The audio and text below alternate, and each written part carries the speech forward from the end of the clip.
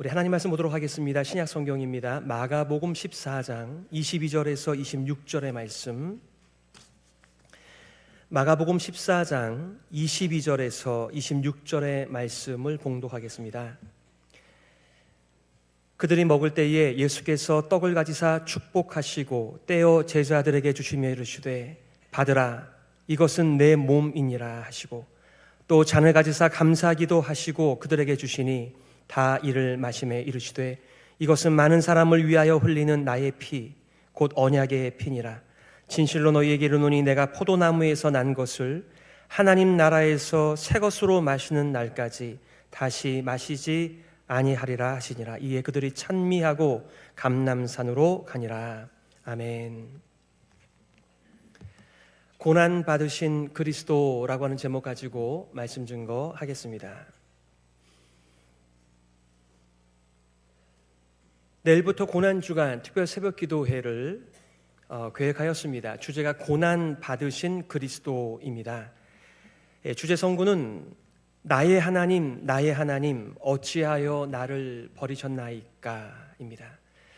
예수님께서 십자가 위에서 몇 말씀을 하셨는데 그 중에 한 말씀, 엘리 엘리 라마 사박다니, 나의 하나님 어찌하여 나를 버리셨나이까. 그리스도는 바로 메시아 구원자입니다. 거대한 인류의 왕이십니다. 그러니 우리가 선입견을 가지고 있다라고 한다면 그리스도는 강력한 군대를 인솔하면서 온 인류를 통치하는 모습을 연상할 수 있고, 이 당시에 유대인들이 가졌던 메시아의 그림, 그리스도의 그림입니다. 그런데 우리는 오늘 제목을 고난 받으신 그리스도, 이 말 자체가 이해가 되지 않는 말씀이겠죠. 왜 그리스도가 고난을 받아야만 하는가? 왜 그리스도가 하나님으로부터 버림을 받아야 하는가? 이런 질문들을 우리로 하여금 던지게 합니다. 더 나아가서 오늘날 현대인들은 어떠한 종류의 고통도 고난도 멀리하는 세대입니다. 현대교회와 고난받으신 그리스도는 어떤 관련성이 있는지를 질문하게 하는 주제, 고난 받으신 그리스도입니다.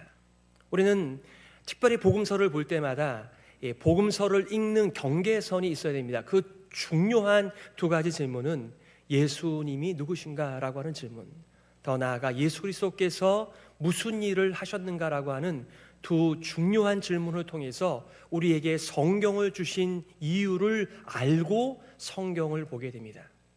이거는 과거, 현재, 미래에도 동일하게 사용할 수 있는 거죠. 예수님은 과거에 무슨 일을 하셨는가? 지금 예수 그리스도께서는 무슨 일을 하고 계시는가? 장차 예수 그리스도께서는 무슨 일을 하실 것인가? 이것이 바로 우리의 신앙의 내용물입니다. 먼저 오늘 본문의 배경입니다. 예수님께서는 자신을 유월절 어린 양으로 이해하고 그 길을 걸어가고 계십니다. 계속해서 예고하셨습니다. 예루살렘으로 올라오시는 그 길에 예수님께서는 예루살렘에 올라가게 되면 자신의 순환과 죽음과 부활을 제자들에게 말씀하셨습니다. 그럼에도 불구하고 그들은 이 고난 받으시는 그리스도를 연결하지 못하였습니다. 십자가 처형을 몇 시간 앞둔 채 하나님의 완벽한 구원 계획에 철저하게 하나님의 시간을 따라 순종하고 있는 예수님입니다. 그는 유월절 만찬 중에 나와 함께 먹는 자가 나를 팔리라, 나와 함께 그릇에 손을 넣는 자가 나를 팔리라라고 경고하셨습니다. 가룟 유다는 불행한 자입니다. 예수님과 물리적으로 함께 있었던 자였습니다. 오랫동안 예수님의 하시는 사역과 말씀을 가까이서 듣는 자였으나 그의 마음은 예수님과 멀었던 것을 알게 됩니다.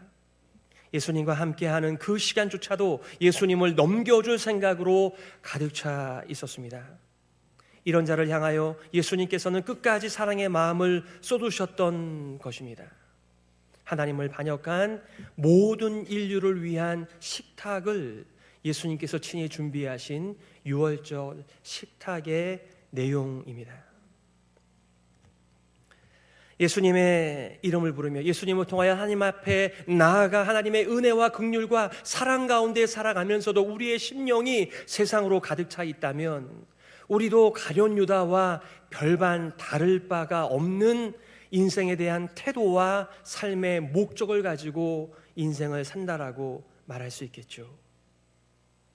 오늘 여러분들과 두 가지의 메시지를 나누려고 합니다. 첫 번째는 고난의 떡이신 그리스도, 예수 그리스도이십니다. 두 번째는 언약의 피 되신 예수 그리스도입니다.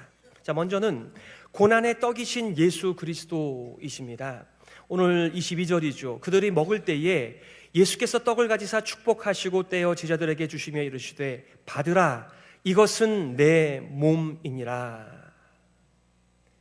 떡은 떡 아닌가요? 빵은 빵 아닌가요? 식사는 식사 아닌가요? 그런데 그 떡을 떼어 주시면서 이것은 내 몸이다 라고 선포하셨습니다. 우리는 이미 십자가 부활을 경험한 이후의 사람들이기 때문에 예수님께서 말씀하신 바가 지금 이렇게 찢겨지는 무교병의 떡처럼 예수님께서도 십자가 위에서 찢겨지실 그 몸을 말씀하시는 것이구나, 그 무교병을 먹으면서 피가 되고 살이 되는 것처럼 예수 그리스도의 찢어지심으로 말미암아 우리가 영생을 누리는구나, 구원을 받는구나 라고 우리는 알고 있겠지만 이 사람들은 도대체 이 말씀이 무엇일까라고 의아해하지 않을까요? 아니, 떡은 떡인데 떡을 떼어 주시면서 이것은 내 몸이니 받으라라고 말씀하고 계십니다. 지금 6월절 절기 가운데 있습니다. 6월절은 사실은 한 날입니다. just one day. 무교절은 한 주간 동안 지내는 것입니다. 사실 이거를 하나로 지금 묶어서 말씀하고 있습니다. 니산월 14일이 6월절이고 15일부터 한 주간 동안을 무교절이라고 말합니다. 무교절에는 누룩을 먹지 않는 습관이 있고 또 쓴 나무를 먹는 그런 규례가 있습니다. 신명기 16장 3절에 보게 되면 이렇게 말하고 있습니다. 유교병을 그것과 함께 먹지 말고 이래 동안은 무교병 곧 고난의 떡을 그것과 함께 먹으라. 이는 내가 애굽 땅에서 급히 나왔음이니 이같이 행하여 내 평생에 항상 내가 애굽 땅에서 나온 날을 기억할 것이니라. 이런 6월절 만찬을 통해서 기억해야 되는 것이 있는데 바로 하나님께서 큰 구원을 이스라엘 백성 가운데 행하셨다는 것입니다. 그들이 애굽에서 440년 동안 지내면서 노예로 살았습니다. 어두움이었습니다. 죽음 같은 인생이었습니다. 자기의 자녀들과 자손들에게 이 노예의 삶을 넘겨줄 수밖에 없는 삶이었습니다. 살고 있지만 사는 게 아니었습니다. 하나님께서 이 노예의 삶을 끊으시고 그들을 자유자의 삶으로, 그리고 바로의 불의의 통치, 은혜 없음의 통치에서 건져내어 하나님의 은혜와 영원한 사랑의 통치로 불러주신 첫 번째 날 6월절입니다. 이 절기를 지킴으로 내 평생에 항상 내가 애굽 땅에서 나온 날을 기억할 것이니라. 무교병을 먹는 이유는 급히 먹을 것을 준비하느라고 제대로 준비할 수 없었던 상황을 가리키고 있습니다. 쓴 나물은 그들의 노예의 삶이 얼마나 쓰디쓴 고통의 삶이었는지를 상징하는 음식입니다.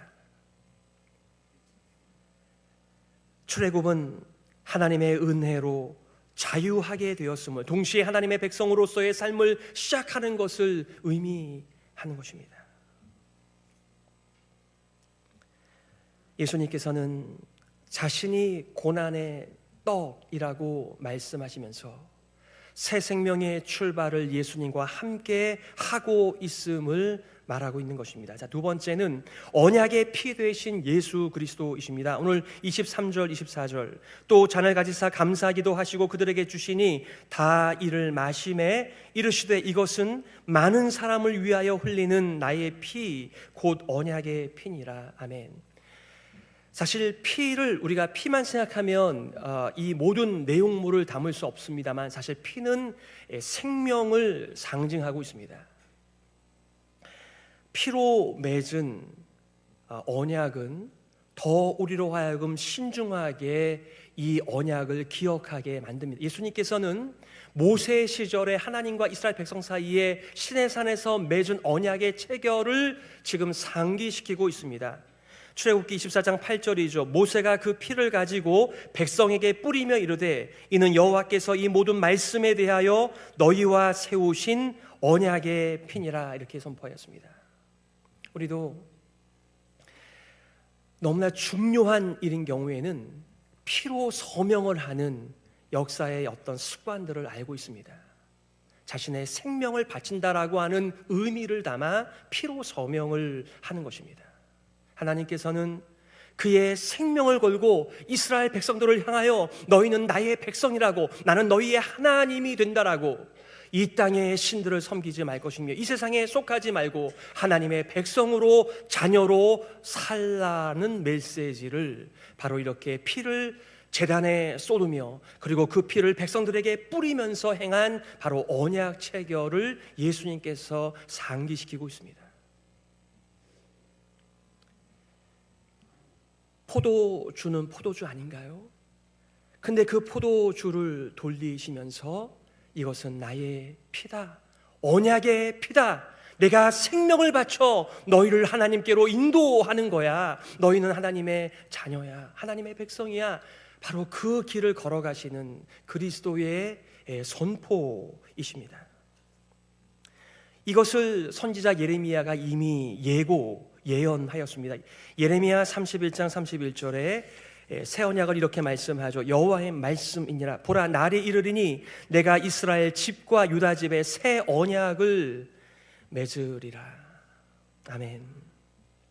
아예 오늘 본문의 말씀에 대해 누가복음에서는 이 새 언약을 이렇게 말씀하고 있습니다. 이 잔은 내 피로 세우는 새 언약이니 곧 너희를 위하여 붓는 것이라. 아멘. 여러분, 우리가 아브라함 시리즈를 함께 나누면서 하나님께서는 하나님이 지은 세상입니다. 하나님께서 다스리시는 세상, 우주 만물입니다. 그런데 하나님을 신뢰하지 않고 모든 인생들이 불신앙의 길을 걷고 불순종의 삶을 살 때 아브라함 한 사람을 선택하여 내가 아브라함과 더불어 믿음의 새로운 인류를 시작하겠다, 이렇게 말씀하셨습니다. 그리고 이스라엘 백성들과 이 언약을 체결하면서 너희는 내 백성이야, 나를 믿고 살아가는 새로운 인류라고 말씀하셨습니다. 그런데 우리는 이스라엘의 역사를 잘 알고 있습니다. 이스라엘의 역사는 불신앙의 역사였고 불순종의 역사였습니다. 그때마다 얼마나 인생들이 괴로울까요? 하나님을 떠난 인생들이 자신의 유한한 자원을 가지고 인생을 살아가는 것이, 유한한 지혜와 유한한 경과 유한한 이 공급을 의지하며 살아가는 것이 얼마나 하루살이와 같은 이 천박한 인생일까요? 다른 사람의 것을 가지고 와서 내 것을 채우지 않으면 살아갈 수 없는 이 땅의 불의한, 모자란, 부족한 세상을 바라볼 때마다 이들을 창조하시고 이들을 구원하신 하나님의 마음은 어떠한 마음이셨을까요? 더 나아가 예레미야는 이렇게 예언하고 있습니다. 내가 나의 법을 그들의 속에 두며 그들의 마음에 기록하여 나는 그들의 하나님이 되고 그들은 내 백성이 될 것이라. 여호와의 말씀이니라. 아멘. 피를 이렇게 뿌려도 옷을 빨면 그만입니다. 우리는 눈에 보이지 않으면 그것이 이루어지지 않는다라고 생각하는 연약한 사람들입니다.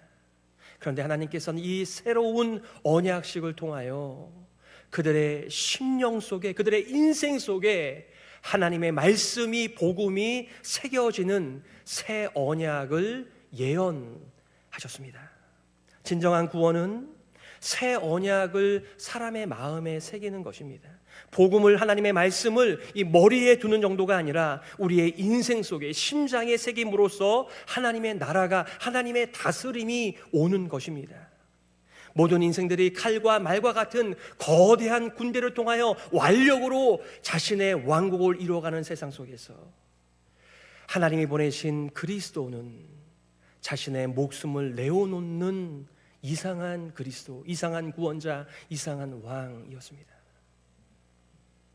하나님을 믿고 안 믿는 치열한 현장인 이 마음, 이 심장에 하나님께서 주님이라고 하시는, 하나님께서 우리의 왕 되심을 새겨주시는 이 새 언약을 예레미야가 예언하였고, 예수님께서는 바로 그 새 언약이 나를 통하여 너희들에게 새겨지는 것이고, 하나님께 순종하는 새로운 백성들이 나를 통하여 만들어진다라고 선포하시는 것입니다. 우리가 얼마나 평화를 원합니까? 자유를, 정의를, 사랑을 원합니까? 아무리 우리가 원해도 우리의 삶 가운데 그게 이루어지지 않는 현장을 볼 때마다 더 삶의 괴리가 깊어지고 커집니다. 언제까지 이런 불의한 세상에서 살아야 되는 것인가? 우리의 자손들은 어떤 땅에서 살게 될 것인가? 바로 자신을 십자가에 올리신, 찢기신 그의 몸과 흘리신 피로 말미암아 이 새로운 언약, 예수님을 믿는 새로운 백성들을 모으시는 이 첫 출발의 현장, 바로 유월절 만찬입니다. 그 유명한 최후의 만찬입니다. 제가 이렇게 레오나르도 다빈치의 그림을 보니까 별로 먹을 것도 없더라고요. 우리가 얼마나 잘 먹습니까? 그런데요, 그 먹는 양의 풍성함이 아니라 그 식탁이 의미하는 바로 예수님의 몸과 피를 쏟으신 그 식탁이 우리로 하여금 영원한 생명을 누리게 하는 이 생명의 식탁입니다. 그러니 이러한 의미를 알지 못한 채 성찬식에 참여한다라고 한다면 이게 얼마나 낯간지러운 식탁이 될 수 있겠습니까? 가끔 이렇게 제가 부목사 때 분병분잔을 하다 보면은 그 잠옷실에 있는 엄마 아빠가 그 아기들한테도 그걸 먹이고 싶어 갖고 거기 무슨 매직이 있는 것도 안 돼 말입니다. 그 의미를 알지 못하면 우리가 그냥 흔하게 먹는 간식보다도 못한 그 간단한 떡과 간단한 음료입니다. 하지만 우리는 그 의미가 무엇인지를 알기 때문에 그것을 먹는 순간에 예수 그리스도의 찢겨진 살과 그분의 흘리신 모든 물과 피가 우리 안에서 작동되면서 내가 왜 여기에 있는지, 내가 무엇을 위하여 인생을 살아야 하는지를 자극하는 챌린지가 되는 성찬식이 됩니다.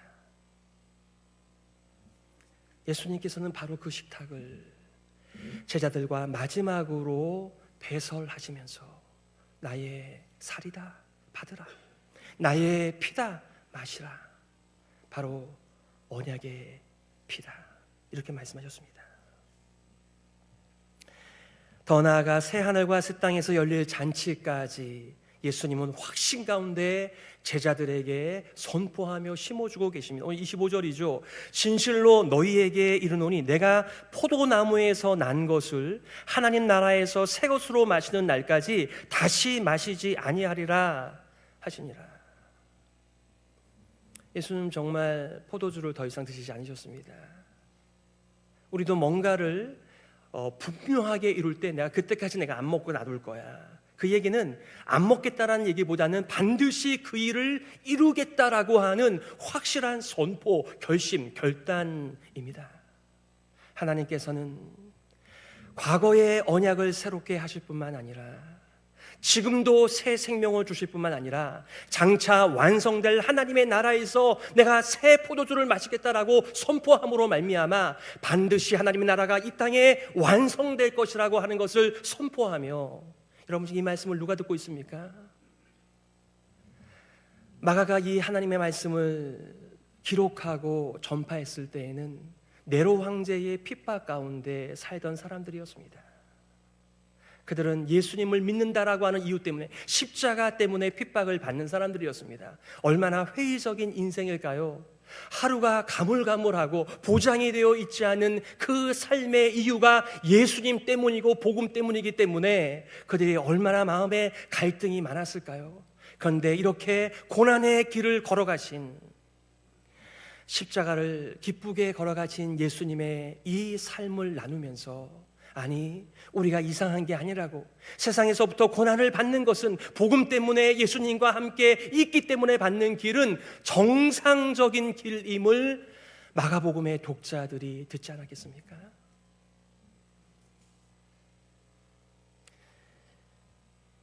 예수님께서 준비하신 생명의 식탁, 특별한 만찬, 최후의 만찬으로 알려진 이 짧은 마가복음의 기사는 고난 받으신 그리스도의 정체와 사역을 너무나 잘 요약하고 있습니다. 특별히 예수님께서 오병이어 5개의 떡과 2마리의 생선을 가지고 남자 장정을 5,000명을 먹이신 다음에 이렇게 말씀하시는 거예요. 내 살을 먹고 내 피를 마시는 자는 영생을 가졌고 마지막 날에 내가 그를 다시 살리리니 내 살은 참된 양식이요 내 피는 참된 음료로다. 아멘. 우리는 아멘 할 수 있습니다. 그런데 이때 이 사람들은 이 사람이 어디서 왔는지, 어디서 자랐는지, 나사렛에서 그가 자라는 것을 내가 다 알고 있는데 자기가 하늘에서 온 자라고 말하며 자기가 이 살을 준다라고 말을 하니 이게 무슨 일인가, 오히려 시험 들어서 그를 떠나는 일들이 벌어졌습니다. 예수님께서는 제자들을 향하여 이렇게 말씀하십니다. 너희도 가려느냐? 너희도 가려느냐? 그냥 떡만 주셨다라고 한다면, 생선만 주셨다라고 한다면 오히려 사람들이 기뻐했을 텐데 거기에 의미를 담으셨습니다.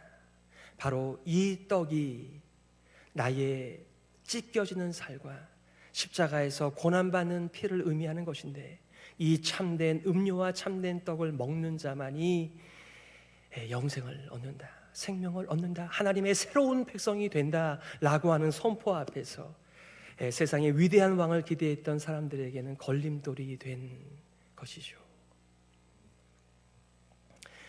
예수께서 이르시되 내가 진실로 진실로 너희에게 이르노니 인자의 살을 먹지 아니하고 인자의 피를 마시지 아니하면 너희 속에 생명이 없느니라.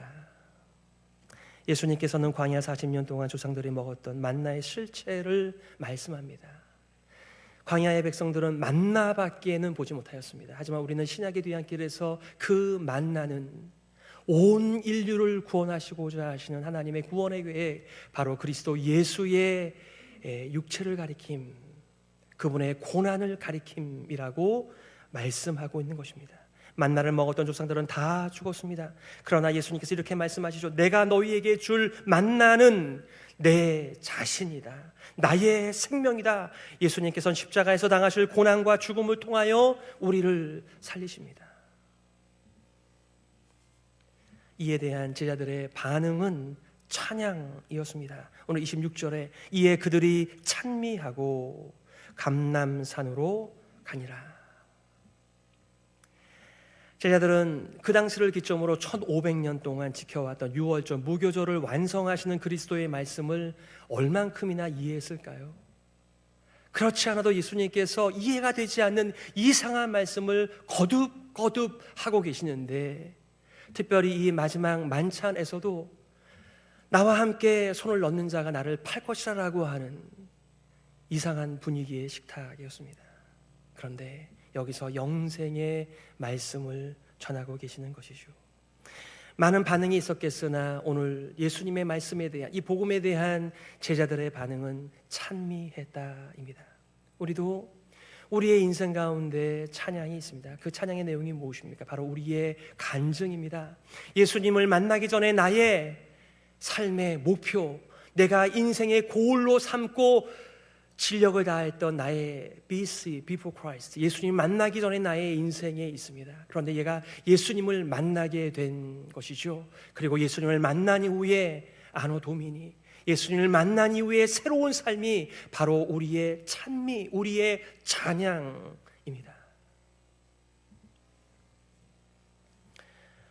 고난 받으신 그리스도, 유월절 어린 양으로서 흘리는 언약의 피에 동참한 그들은 하나님을 찬양하였습니다. 때로는 우리의 찬양 속에 하나님이 안 계신 것 같기도 하고, 우리의 찬양 속에 예수님이 안 계신 것 같고, 우리의 찬양 속에 내 자신의 영혼이 들어가 있지 않은 그냥 단순한 찬양, 단순한 예배, 단순한 기도, 단순한 설교를 경험하기도 합니다. 우리는 이러한 고난받으신 그리스도 앞에서 우리의 인생을 돌아보는 거죠. 우리는 그 참혹한 십자가를 우리의 마음판에 새기고 그 길을 가는 사람들인가라고 질문하는 것입니다.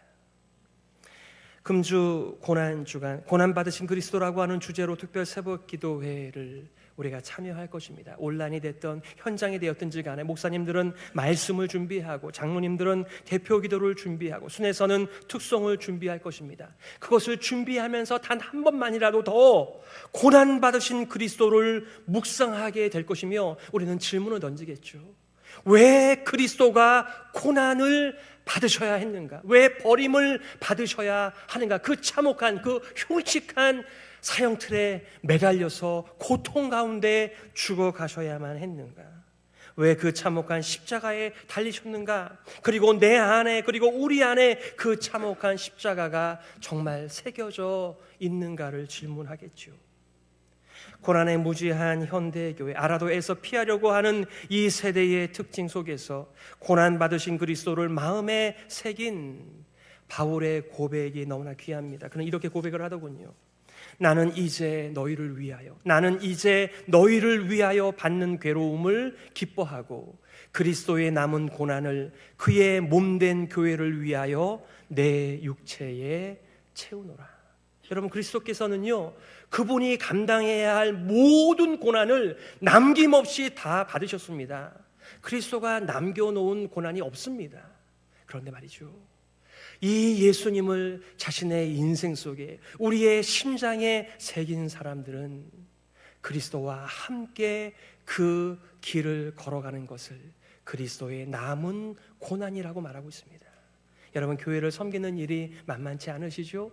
수많은 별의별 사람들과 함께 지어져 간다는 것이 예사롭지 않지만 그 길을 십자가 아래에서 함께 경험하고 함께 섬겨가는 길, 바로 그것이 그리스도의 남은 고난을 내 육체에 채운다라고 하는 신앙 고백입니다.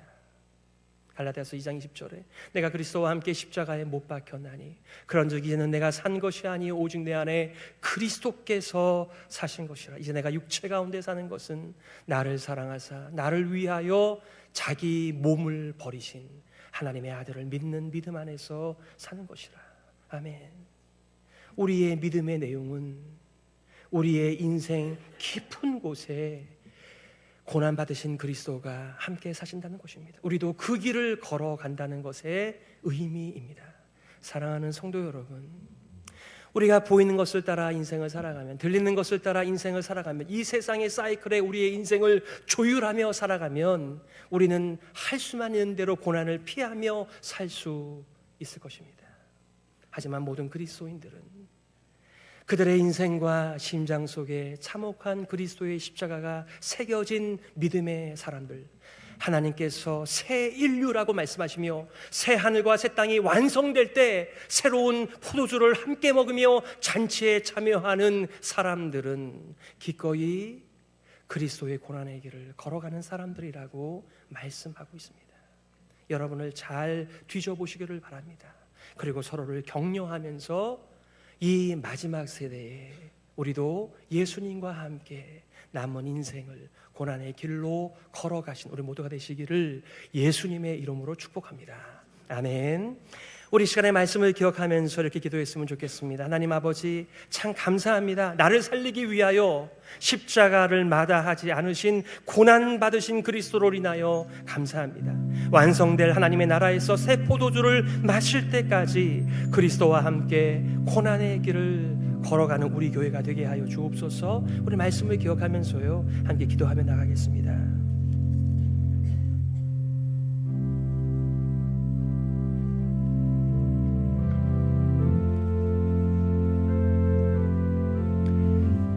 하나님 아버지, 은혜를 감사합니다. 왜 그 참혹한 십자가에 기꺼이 달리셔서 몸이 찢어지며 물과 피를 다 쏟으셨습니까? 하나님 아버지여, 우리의 눈이 열리게 하여 주옵소서. 우리의 인생 속에, 심장 속에 그리스도의 십자가가 더욱더 새겨지게 하여 주시옵소서. 우리가 서로 격려하면서 그리스도의 완성될 하나님의 나라 그때가 올 때까지 이 땅에서의 삶을 잘 믿음으로 감당케 하여 주옵소서. 하나님 아버지, 은혜를 감사합니다. 특별히 이렇게 예수 그리스도의 십자가를 자랑으로 알고 인생 속에 새기며 살아가는 수많은 형제들을, 자매들을 허락하여 주시니 감사합니다. 함께 지어져가는 거룩한 성전이 되게 하여 주시옵고, 이 믿음의 여정을 서로 간에 격려하면서 걸어갈 수 있도록 날마다 은혜 내리어 주옵소서. 살아계신 예수 그리스도의 이름으로 기도드리옵나이다. 아멘. 우리 일어서